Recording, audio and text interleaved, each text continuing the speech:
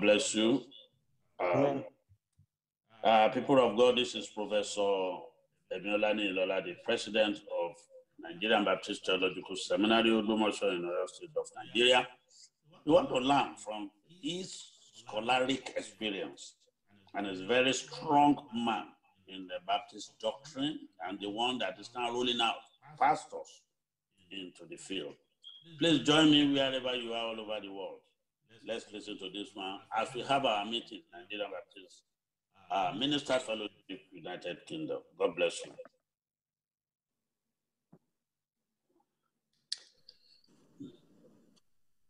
Our guest today is Reverend Professor Emiola Niyilola, former rector of Baptist College of Theology, Lagos, and the current president of the Nigerian Baptist Theological Seminary, Ogbomoso.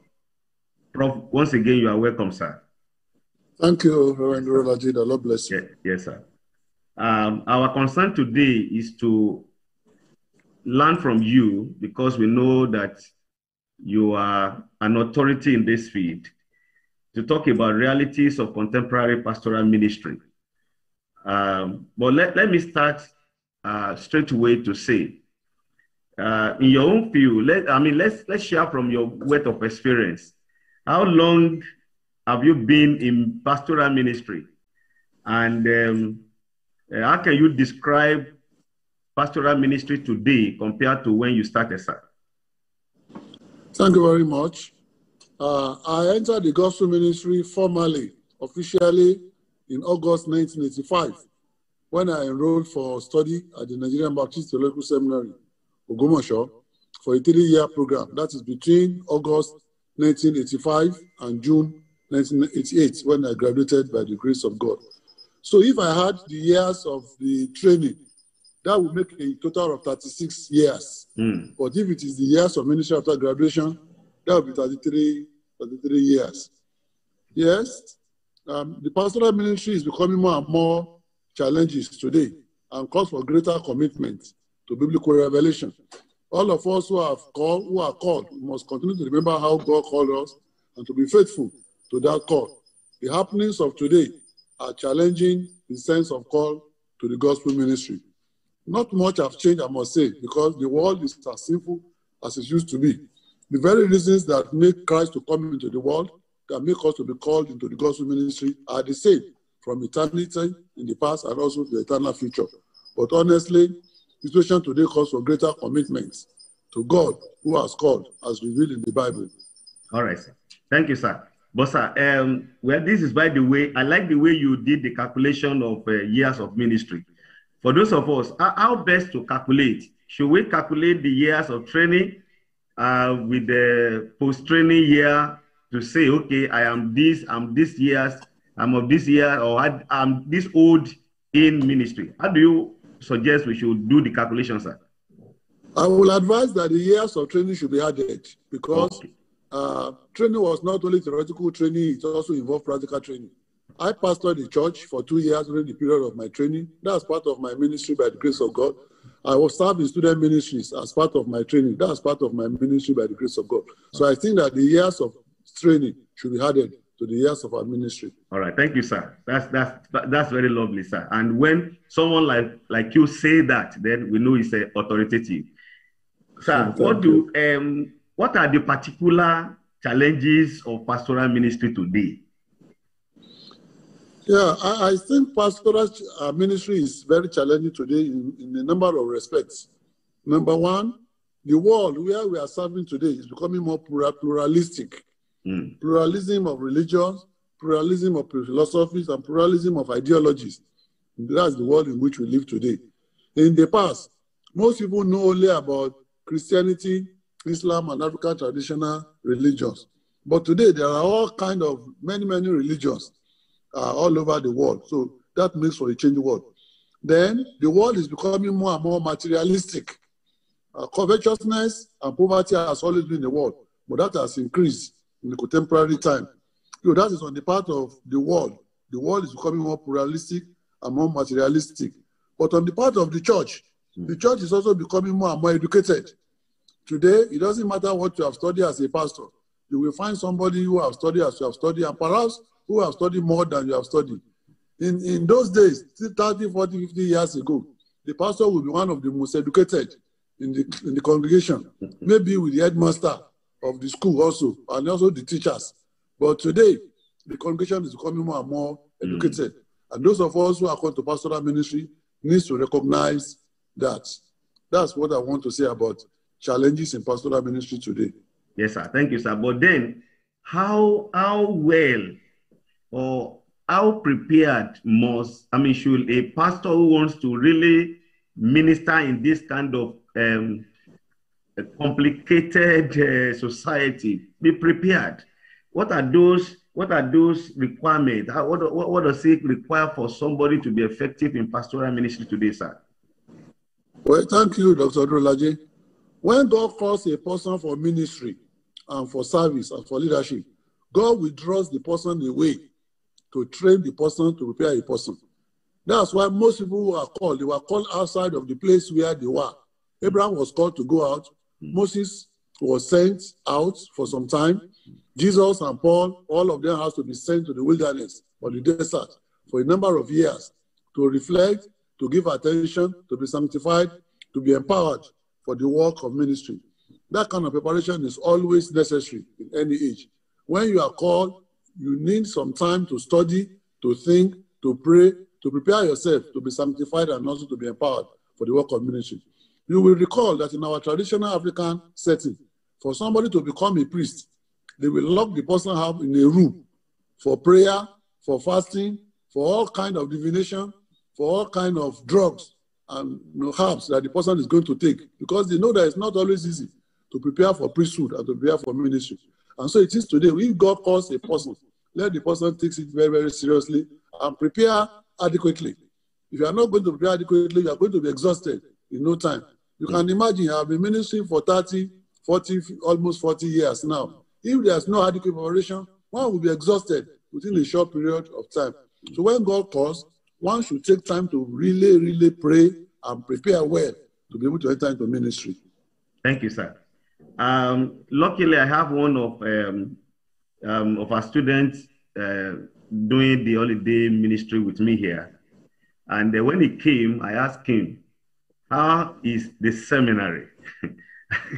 I said, it's the first timer. I said, how is the seminary? He said, sir, it's different from what's applicable in the secular universities. I said, yes.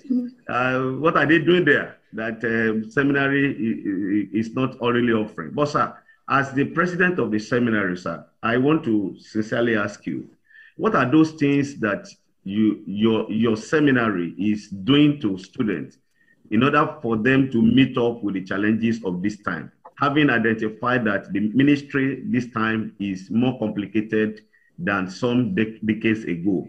So what is the institution doing in order for our students after graduation, or even when they are still in school, to be fully equipped for the challenges outside?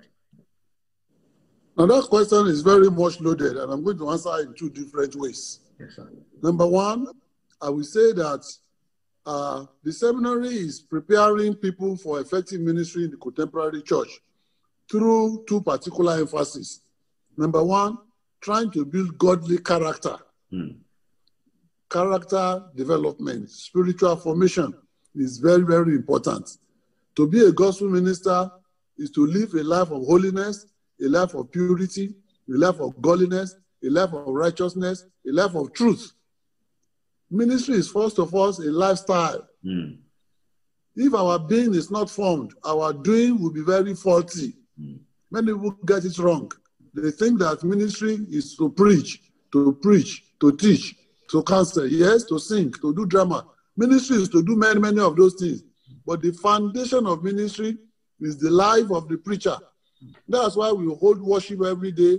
We organize spiritual formation. We organize discipleship for character formation. And secondly, in the area of competence, we need competence.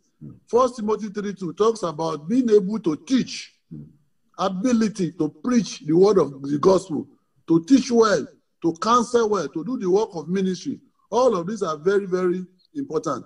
The second way in which I'm going to give the report of the seminary is to say that the seminary is trying to form students through 7 marks of community life.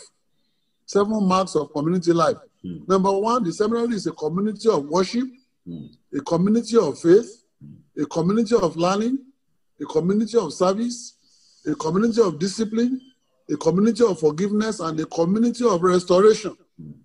These things that are going on all together are the things that God is using to train every student. We are trying to train every student in 3 ways. Number one, we are trying to form the heart for the life to be godly, spiritually. Number two, we are trying to train the head so that the head can be correct, giving academic knowledge. And then number 3, we are trying to train the hand so that they can acquire skills for effective ministry. Ministerial formation is a very complex thing. All those 3 things will be going on at the same time. Sometimes students are wondering, why is it that we go for chapel for 1 hour, we go for class for 1 hour, we go for discipleship? Because public life is like that. You wake up in the morning, you perform ministry, you pray, you preach, you travel, you do all of those. So all of those things that we usually encounter out in the ministry are embedded into ministerial training to prepare students for the work of the ministry. Thank you, sir. Let's go a bit more Baptistic now, sir, because of your responsibility and an assignment in the denomination. In recent times, we realized that the experience today is different from what was happening in the olden days. In the olden days, before a student graduates from the seminary, in fact, on the graduation day, I remember that we have come to help our pastor carry the property, big party, and so the pastor already knows where he's going. The church is already ready for them. But for certain factors, situations have changed today. I just want to ask, sir, as the president of the seminary, what advice do you have for students who have graduated but they are yet to be engaged? In line with these realities we are talking about, and our seminary is doing all it can do to prepare them. So what can you advise these unengaged graduates or pastors? How can they respond to the challenge of ministry in their time? Yes, sir. Thank you. I will make 3-fold comments to that concern. Yes, sir. For place of service after graduation. Yes, sir. My first concern is to state that we are emphasizing multi-star pastoral ministry because whereas we have about 12,000 Baptist churches, all the ministers we have in the Nigerian Baptist Convention are about 6,000. All the ministers, retirees and non-retirees, they are not more than 6,000 in number. And yet we have over 12,000 Baptist churches, which means that about 50% of Baptist churches have no trained leadership. I know that many village churches don't have the resources to call pastors, but there are many urban churches also who are not calling pastors to service, and they need to be encouraged. They need to be supported. That's my first response. My second response is that when God calls a person to ministry, people should take time to clarify what God is calling them to do. It's important to hear the voice of God and to be sure what God is calling the person to do. Because as we have rightly observed, gone were the days when it was automatic for somebody who is called to go to a church already prepared. There are not many prepared churches already. If God is calling you to ministry, what is God calling you to do? Is God calling you to church planting?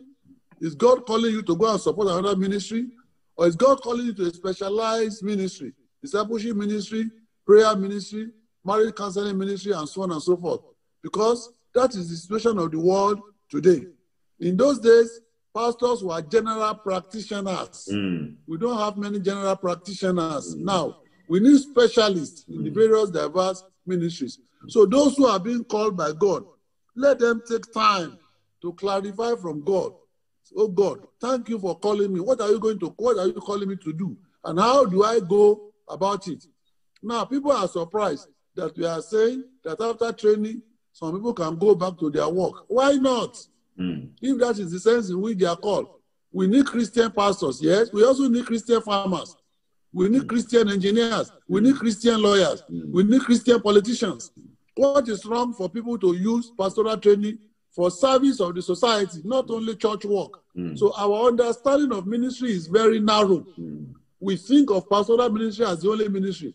Pastoral ministry is not the only ministry. If God is calling you to the gospel ministry, what is God calling you to do? Clarify and be very sure before you begin to train for it. That's my little comment with regards to this issue of the challenge for place of service. But I must report that in cooperation with the Alumni Fellowship and the Vice President Ministerial, we are trying to find places of service for those who have graduated. But we ask them to open their eyes, look at the field that is ripe for harvest, and see what God is asking them to do. Not all of us are going to be full-time pastoral leaders. Some are going to support pastors. Some are going to be involved in denominational ministries. Some are going to serve as special ministers. Thank you, sir. Please, sir, I want to ask another question. In one of our online discussions, I think last year, someone asked that is it right for a Baptist-trained minister to be called by a non-Baptist church? What's your take, sir? What is wrong with it? If the person is satisfied with their condition of service, what is wrong? Who says we are training only for the Baptist pulpits or Baptist churches? We are training for the whole world. Yes. People can become evangelists, they can become missionaries, they can become church planters. There are Methodist ministers who train among us. There are Anglican ministers who train among us. There are CSE ministers who train among us. Some become Baptists, some go back to their denominations. There's no problem. We have training gospel ministers to preach the word of God in Africa and beyond, all over the world, even for other denominations as well. Thank you, sir. Before we release you to go, sir, this question is very important. Today, the retirement age for Baptist minister remains 65 years. And what kind of training do you want to recommend for persons above 60 years who are enrolling for training in the seminary? Okay. Again, I will begin with a biblical understanding of the call of God. Yes. We must not forget the call of God. Because you see, the mission of the seminary is to provide training for those that God is calling. It is God who calls. It is after they are called that we prepare them for ministry.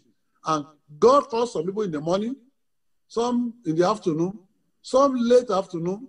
I doubt if God is not calling some people in the evening. Some people claim that God is calling them the evening of their life. That is between them and God. But if God is truly calling them, we ask them to respond at the time that God is calling them. And you can't blame people who are not called in the morning, who claim that they are called in the afternoon or in the evening. If God has called them and they have delayed, that is a different thing. That's between them and God. But some are saying that it is when they have grown up in life that they understand the sense of call to the ministry, and they need to be trained accordingly. So for me, anybody who is called at any point in time, let's train the person. The person may be full-time, the person may get full-time training, or the person may get part-time training. It all depends on the nature of the call and the nature of ministry in which the person is going to be involved.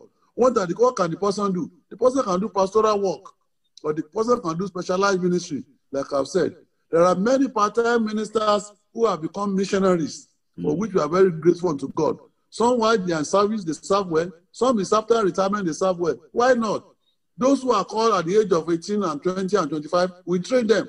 Those who are called at 40 and 45, we train them. Those who are called at 55 and 60, we also train them for the work of ministry.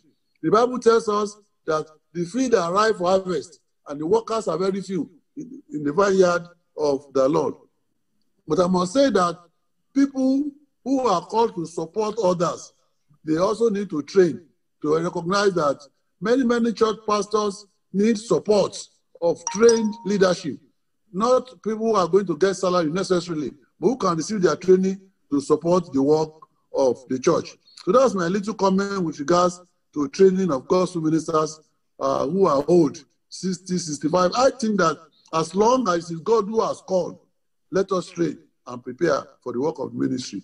Even if the person served only for 5 years, why not? What is wrong with that? What is wrong with that? What is wrong with that?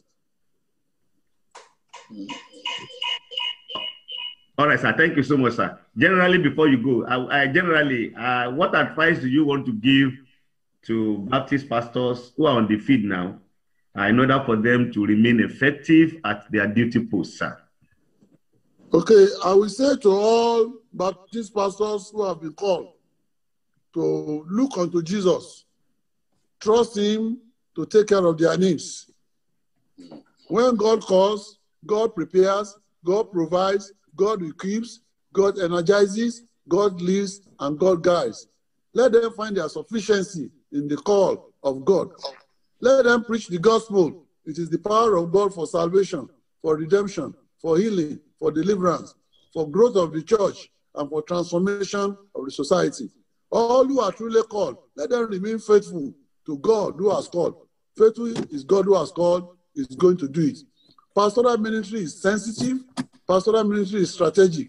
But pastoral ministry is very critical for God to fulfill his purpose in the world today. Let them recognize that they are doing something very, very important. It is a great thing to be called to work for the expansion of God's kingdom. Let them do it joyfully, but let them look unto him for their reward.